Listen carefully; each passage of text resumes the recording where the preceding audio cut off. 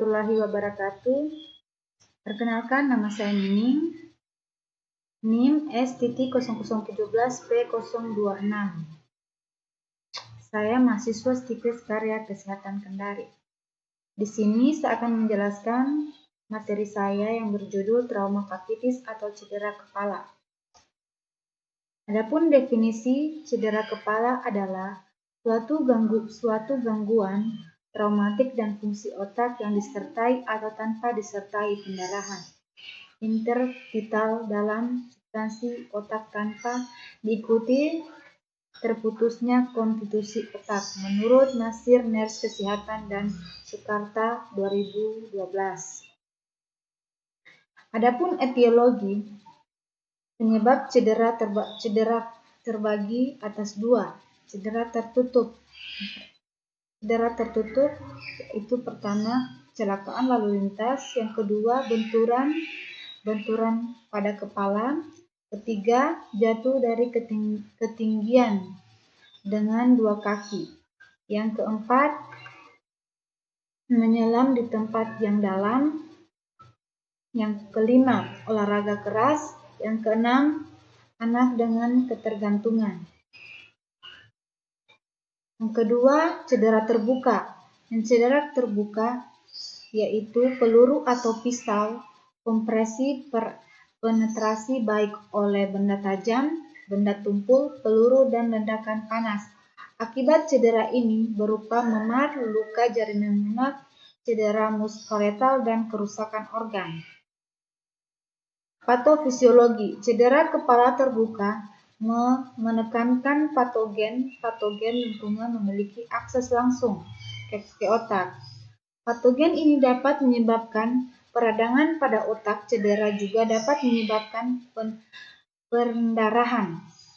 Pendarahan dapat meningkatkan tekanan intrakranial.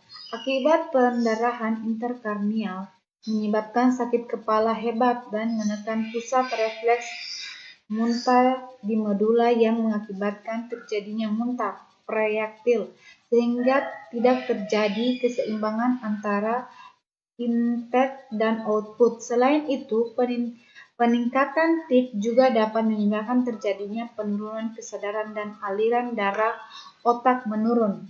Jika aliran darah otak menurun, maka akan terjadi hiposkia yang menyebabkan disfungsi cerebral hingga koordinasi motorik terganggu dan menyebabkan ketidakseimbangan perfusi jaringan serebral.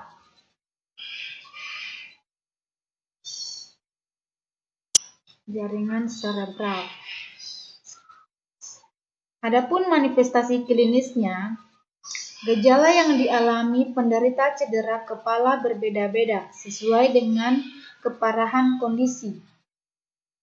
Tidak semua gejala langsung dirasakan sesaat setelah cedera terjadi. Beberapa gejala yang dialami penderita cedera kepala ringan. Yang pertama, kehilangan kesadaran beberapa saat. Yang kedua, kebingungan. Yang ketiga, irritable. Yang keempat, pucat. Yang kelima, mual dan muntah. Yang keenam, pusing kepala. Yang ketujuh, terdapat hematoma. Yang kedelapan, kecemasan. Sedangkan cedera kepala sedang hingga berat, kehilangan kesadaran selama hitungan menit hingga jam, pusing berat secara berkelanjutan, serta kejang dan koma.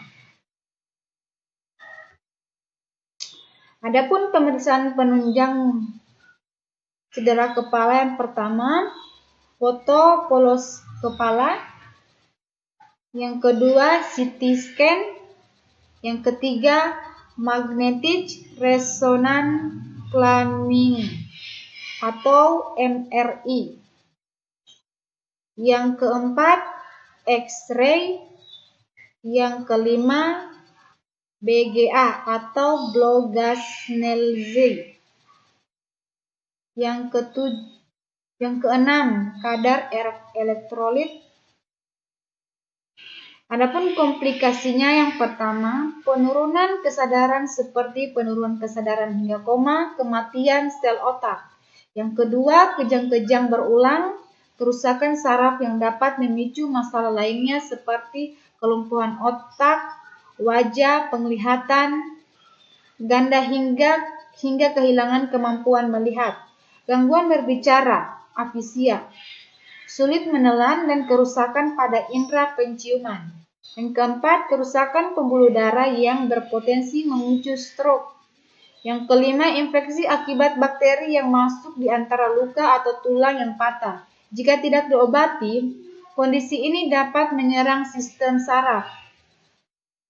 Adapun pengkajiannya yaitu terdiri dari 11. Yang pertama, identitas. Identitas di sini terdiri dari nama klien, tanggal lahir, pekerjaan. Sedangkan yang kedua, riwayat kesehatan sekarang, itu penyakit yang diderita pasien ini. Yang ketiga, riwayat kesehatan masa lalu, itu riwayat penderita penyakit di masa lalu. Yang keempat, riwayat kesehatan keluarga, apakah ada penyakit keluarga. Yang kelima, keadaan umum. Yang keenam, tingkat kesadaran. Yang ketujuh, TTV. Yang ke-8, sistem pernapasan.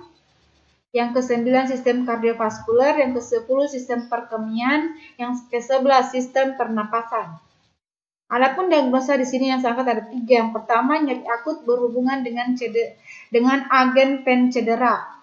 Yang kedua, resiko gangguan integritas kulit atau jaringan. Yang ketiga, resiko gangguan perfusi serebral tidak efektif.